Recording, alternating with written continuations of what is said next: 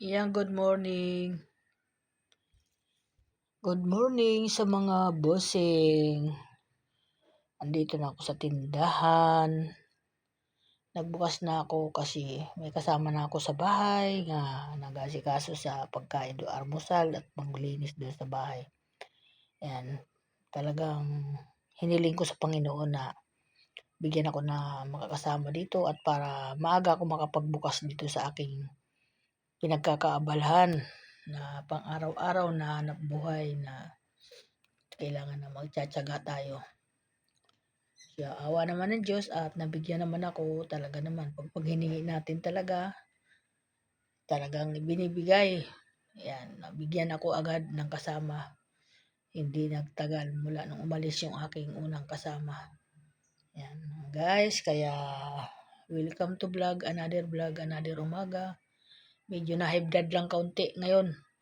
Kasi yung anak kong panganay, si DC, yan na naman na kung ano-anong inaatupag na naman nila sa pagtitinda na kalukuhan.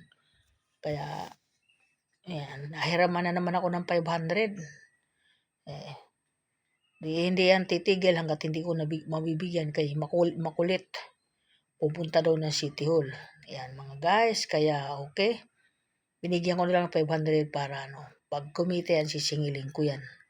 May pera siya, pinamimigay niya o kaya kung ano-anong ipinang-order niya sa mga kung ano mga di naman mga kailangan talaga. Naka-stock lang naman. Kung ano makita niya yung order. Yan ang mahirap sa kanya. Kaya yan ang nanghuha na lang. Hirap na naman ang 500 sa akin. Sabi ko, ito tatlo na ito na magkakasama para parehas mga mga kung ano-anong iniisip nila. Tapos iba ang ginugulo nila. Pangit yung ganun. Dapat hindi sila ganun. Ako kasi pag may problema ako, pag meron akong iniisip na bagay, ako mismo nagsusolve sa problema ko.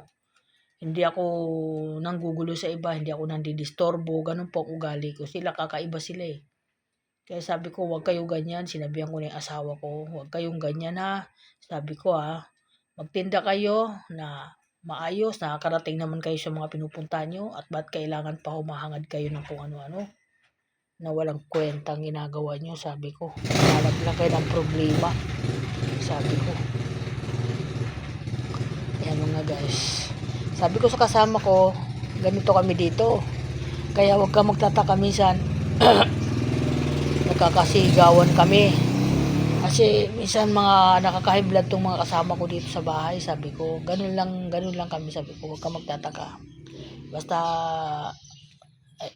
gumawa ka lang kung anong kaya mong gawain dito. Ayun lang, yun doon nagluluto siya. Pinagluto ko ng hotcake. Ayan, kasi tapos marami namang almusal sa lamisa. May mga tinapay dyan, may mga buns dyan. Marami naman dyan, kaya Kaya okay, welcome pa to my vlog. Sana maganda na naman ang araw natin, ang mood natin. Kagaya sana wag na akong bigyan ng mga stress ganun. Minsan isa din yan na hindi nakakatulong sa aking kalusugan. Ayan. Thank you so much. Bye-bye. Good morning everyone. Good morning sa mga bossing. Ingat po ang lahat sa mga papasok sa trabaho. Ingat po kayo. Ingat po talaga. Ingat din ang mga anak ko. Thank you so much. Bye-bye. Bye-bye.